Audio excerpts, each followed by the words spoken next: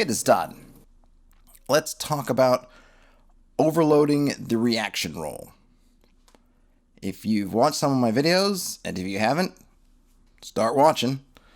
You may know that I love me some reaction rolling. I use it all the time. It's probably one of the foundational mechanics of games that I run. But if there's an issue with reaction rolling, and I don't necessarily think that there is, but if you're going to look at maybe a weakness of it, you might say, well, the results aren't particularly tailored to the situation. They are very much you get an extremely generic result that you as a GM are going to have to process through your brain, figuring out all the ins and outs of everything that's going on until you come to what it means in the fiction. For example, the party encounters a group of kobolds, let's say.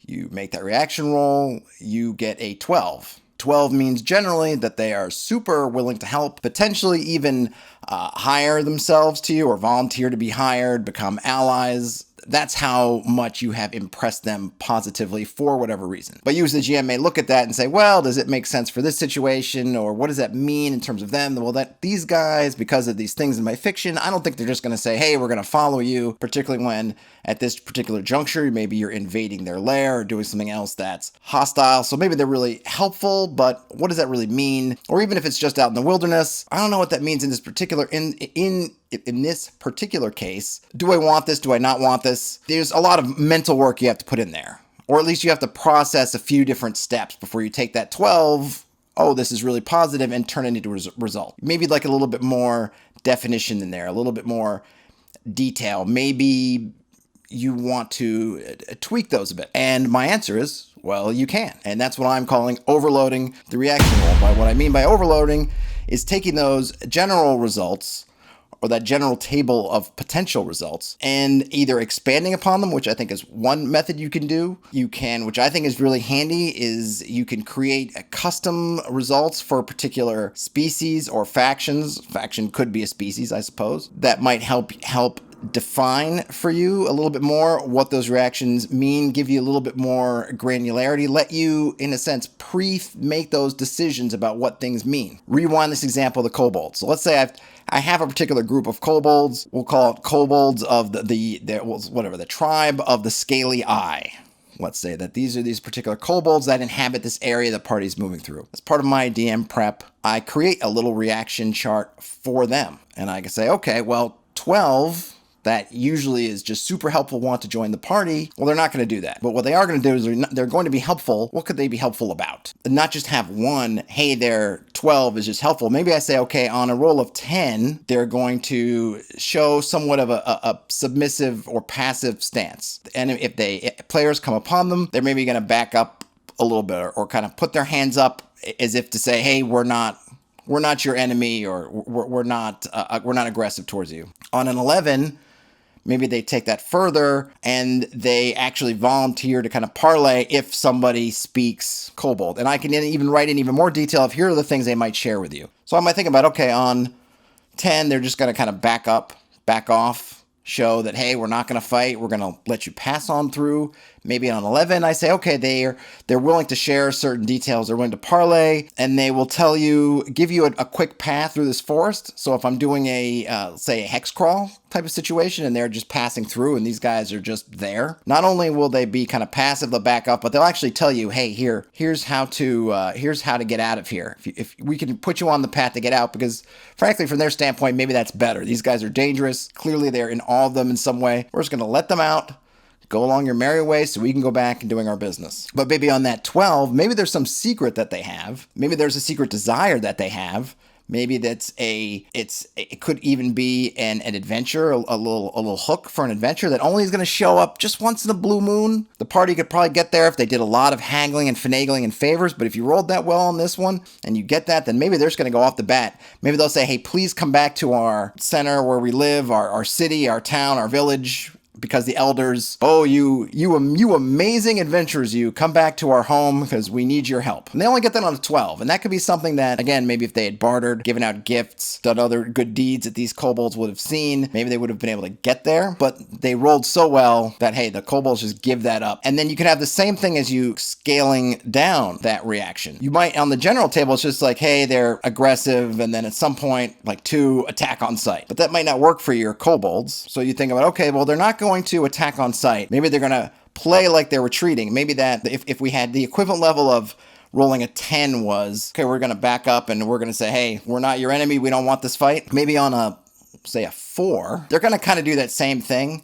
But what they're really trying to do is lull the players for an attack. On a 3, maybe they start to retreat. But in this case, they're hoping that the party will follow them so they can get kind of an ambush going. And on a 2, maybe they blow into their horn, try to get as many other kobolds in the area on alerted to them, and that there's this active threat here. Now, those things are aggressive, tricky but aggressive, but they might fit your kobolds better than just, oh, hey, attack. And yes, I could have gotten to this point, like I'm doing now, basically just riffing off of, well, I got a 3. What does that mean? I got a 2. But this allows me to kind of pre-build in that stuff, so when it comes up in the moment, I don't have to go through all these thought processes. Also, it allows me to gather up my thoughts beforehand because I'm kind of doing world building. If you notice, thinking about these kobolds and what their goals might be and what their plans are and all this stuff really is me doing additional world building steps. I've taken these kobolds, which were just a tribe that it really is just a random encounter. I just know they're there because I've determined somehow, maybe I rolled some dice saying, okay, this is kobold territory, so I know there are kobolds here. But just through going through these steps, I have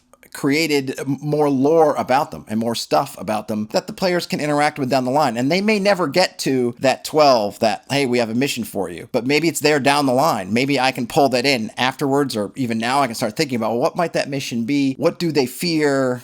What do they need? And maybe that enters into another hex. If I'm doing a hex crawl, maybe I can play it into a different part of the adventure if they're running an adventure. The other thing you can do, and this is not really specifically overloading the die, or in this case, overloading the dice, but it's something that can work hand in hand with it, is if you have factions and you've kind of laid out how that faction reacts to the party, you can then play around with, well, what if they have a reputation? And that reputation can then be seen as a modifier to that roll. Let's take another example, something urban, something not creature related. Let's say you have a thieves guild in the settlement or city, town, wherever the party tends to be headquartered, or they operate in the realm where the players are. This thieves guild's not just going to openly attack anybody. So we know that on a roll of 2, or at least I've decided, they're never just going to be outwards attacking folk. And I, as a GM, I don't love assassinations just because I feel like that's really hard for the party. If someone really wants to assassinate a player, especially at lower levels, it's ridiculously easy, I think. So it's not something that tends to be a tactic that I want to deploy a lot, even if I think it's warranted. So I'm going to say in this Thieves Guild, they're not just going to send out assassins or use poison or things like that, but they're going to be more devious. So what might they do? If you roll a 2 on that thing, on the reaction roll, it's not just going to be they attack, because they're not going to attack. Well, what might that mean for a Thieves Guild? Could the Thieves Guild try to frame the party for a crime? That may be a crime that they're doing anyway. We're here in this town, the party's here in this town, we hate their guts. We are planning to steal the jewels of the Duchess tonight. Maybe we can plant evidence that's points to the party. We're being aggressive in our own thiefly way against them. On a 3 or something maybe that's not fully aggressive, maybe I think about, well, what kind of other aggressive things or somewhat aggressive things could they do? It's not outright, we are going to try to frame you or implicate you in a crime, but it might be, well, we have contacts amongst different folks. Maybe we'll make sure that these merchants who are kind of in our pocket up the prices. Whatever they're coming to, raise the rates, or give them crappy rooms at the inn, or just tell them there's no room at the inns that we control because we don't like them. On the positive side, what could they do? Well, if they are planning a heist, maybe they think we might need some extra muscle. So maybe we'll try to see if the party is down with that kind of endeavor, right? Would they be willing to act as muscle or act as some other kind of decoy? How could the Thieves Guild try to leverage the party, but on the positive side of the reaction rolls, how could they leverage them in the way that's maybe is productive for both sides? If on the negative side, they're going to try to jam them up, and if they're going to use them, they're just going to use them like dogs. On the positive side, they're still going to want to use them. It's a Thieves Guild. They're going to try to get what they can get, but now they may be looking, well, how can this be mutually advantageous for both the Thieves Guild and the party. That's where they're thinking. And again, I could think about this stuff on the fly, but if I have a chance to pre-think about it, then it's there for me, and then I can spend my brain power on those next steps. Well, if there is a heist, I can start thinking about what that heist might be. If it's negative, I can start thinking about, well, how could they try to get the party in trouble? Maybe in some kind of passive way. Because like I said, this Thieves Guild, my Thieves Guild, they're not just going to attack them in the dark. And of course, I could also have, well, what is the rep with the party? What reputation does the party have amongst the Thieves Guild? If it's negative, it's going to impact those reactions in a negative way. It's going to drop those numbers down, right? If I'm rolling 2d6, which is generally what I roll for reactions, then a -2 penalty is pretty severe, because if you're talking about an average of about 7, suddenly your average is about 5, which is pretty negative. Of course, on the other side, if you're getting about 9, then you're pretty positive. So by overloading the reaction roll, we get all the benefits of the generic roll, which we can keep. You can kind of keep in your head. You could keep the chart next to you of what that means, but it allows us to take it another level and really personalize it by creature and faction. You could do it for creatures. I just said creature. You could do it for creatures. Have a general one, something that's part of your monster stat block. You have goblins. You want goblins to react in certain ways. You want them to operate in certain ways. So you can set up a little reaction table for them right there. Hey, on a 2, they're going to attack, but only if they have numbers. You're basically creating a little rule there. They're never going to attack alone. If they get a 2, if there's numbers, attack. If there's not numbers, get numbers. And you can write those, you see them in descriptions like, hey, they always attack in packs or whatever. But by having it written in here, I find for me it's more actionable, because I'm rolling that die. I'm not going to miss it, because I'm going to roll 2. I'm going to look at that goblin reaction. They don't have numbers, they're going to get numbers. Okay, now I have a better sense of what they mean. And we can keep adding things in there. We could add, if you wanted to add a third d6 and make it a 3d6 roll to give yourself a wider spectrum of options in there, you can. I find the 2d6 is kind of enough. There are 3 things they might do on a 2 depending on circumstance. If they're alone, they're going to run, but not because they're afraid. Well, maybe they are afraid because they're alone, but they're going to run to get help. If they have help, they're going to attack, right? So I'm really putting in 2 in there, kind of an if-then statement. They got numbers, attack. If they don't have numbers, they're going to get numbers. On the second one, they're just going to go get numbers. So I would say, okay, my bottom level, my goblin reactions, 2, worst roll possible. They're not alone, they're going to attack. If they are alone, they're going to get more people. On 3, they're going to go get more people. When they find them, they'll try to track the party down, kind of on a mid to long term sort of strategy. If this was a dungeon situation, they can get away. Maybe they'll be raising the DEFCON level in the dungeon. Maybe they'll be telling their boss. On a 4, maybe they'll be very defensive, but they'll more or less kind of lay back a little bit, but ready to do those other things as soon as the party is aggressive. And then you get more into what might neutral look like for goblins. Let's say for kobolds, we always think of Tucker's Kobolds. If you haven't heard of Tucker's Kobolds, do a Google search. Tucker's Kobolds are basically the epitome of the tricksy creature. Tons of traps and tricks and all kinds of deviousness. Maybe on a 2, that's when they just release whatever traps they have. Maybe on a 3, they're going to basically get the traps ready to trigger, and then on from there. But you really get to, in a sense, personalize the reactions, but you can do it on a very global level. Once you have these goblins set up, you don't need to do it 100 times. If you know that in this particular adventure, in this part of the world, they're going to be facing goblins, hobgoblins, kobolds, and maybe some other creatures, if you just take a few minutes and lay these out, they can really be a foundation for creating interesting, dynamic, but dynamism with a focus. Because you're still rolling the dice, you're still coming up with stuff on the fly, but they can be focused a little bit depending on who is reacting. And you can do it in such a way that you have this consistency that the players can then count on. If they come across a set of goblins, those goblins run. The first time that happens, they may not know what's going on. Then the goblins assault them a room later or another part of the woods or wherever in numbers. Okay, now they learn something.